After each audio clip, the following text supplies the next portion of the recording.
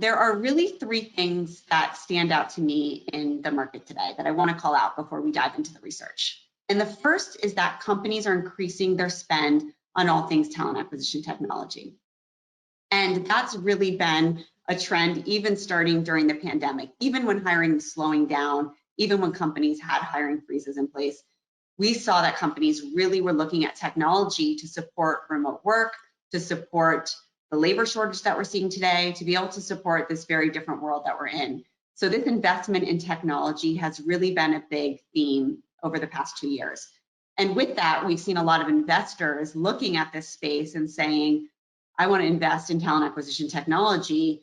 We're seeing companies getting well over $100 million of investment, even startups. So it's an exciting industry. There's a lot of change, there's a lot of investment, there's a lot of focus.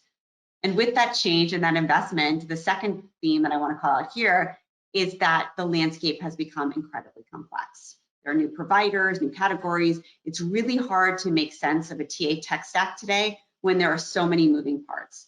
So while it's a very exciting market, it's also an incredibly complex market. And if you're feeling that within your organization, I can assure you, you're not the only one. It's something I feel even as an analyst when it's my job 24 hours a day to be able to keep up with the market. It's overwhelming, it's incredibly complex. And then the third theme I want to talk about, and we're going to get into this in the research in a minute, is the recruiter experience. We're seeing this shift really from a focus on the candidate experience to a big focus on the recruiter experience. And I want to say that it's not really a one versus the other. I think that tends to be how a lot of companies talk about it, like candidate versus recruiter.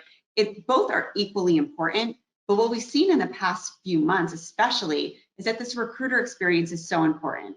We're seeing that companies aren't necessarily validating what that experience is, what recruiters have to do on a day-to-day. And then we're seeing that recruiters don't often have the tools and the technology that they need to be successful in their job.